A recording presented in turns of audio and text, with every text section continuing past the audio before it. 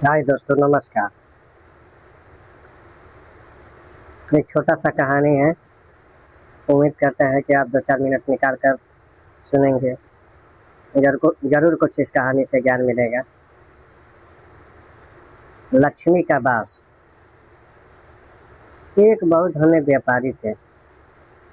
एक रात उन्होंने स्वप्न देखा कि लक्ष्मी जी उनसे कह रहे थे, मैंने बहुत दिनों तक तुम्हारे यहाँ निवास किया है, अब तुम्हारा पुण्य समाप्त हो गया है। अब थोड़े दिनों के लिए मैं तुम्हारे यहाँ से चली जाऊंगी। मुझसे जो मांगना है मांग लो।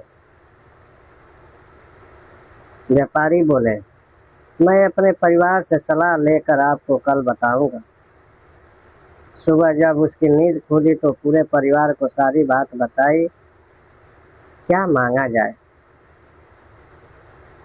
इसके बारे में सबके अलग अलग विचार थे।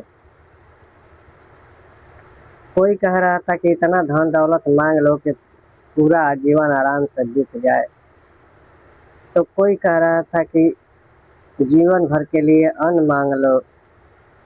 किसी ने सलाह दी कि ढेरों जमीन मांग लो, जिसमें खेती करके अपना जीवन आराम से काट लेंगे। व्यापारी की छोटी बहू बहुत बुद्धिमान थी।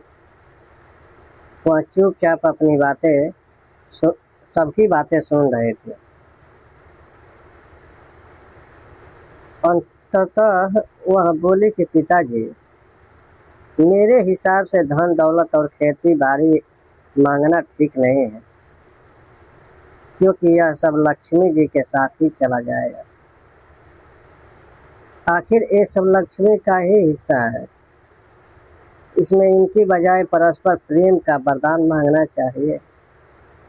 अगर परिवार में सभी सदस्यों में प्रेम बना रहेगा तो बड़ी से बड़ी मुश्किल भी आराम से कट जाएगी।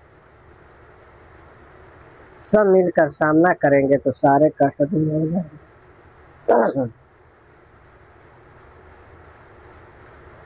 उनको छोटी बहू की बात बहुत पसंद आई। दूसरे दिन स्वप्न में उसने लक्ष्मी जी से परिवार का प्रेम मांगा। लक्ष्मी जी बहुत प्रसन्न हुई।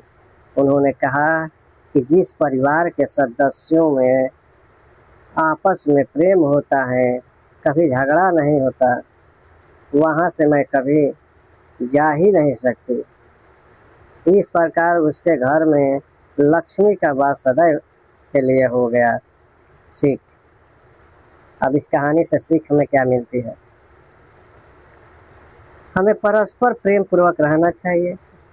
जिस घरों में आपस में प्रेम नहीं होता, उन्हें देवता भी पसंद नहीं करते। एक बार स्वयं लक्ष्मी जी ने इंद्र को बताया था कि वे कहाँ निवास करती है। गुरुवो यत्र पूज्यते यत्र वाहनम संस्कृतम अदंत कलहो यंत्र तत्र शक्र वसाम्य हम। अर्थात जहाँ बड़े और गुरुओं का सम्मान होता है, जहाँ सभ्यता पूर्वक बात की जाती है, जहाँ कला नहीं होती, हे इंद्र, मैं वहाँ निवास करती हूँ। जय हो लक्ष्मी मैया।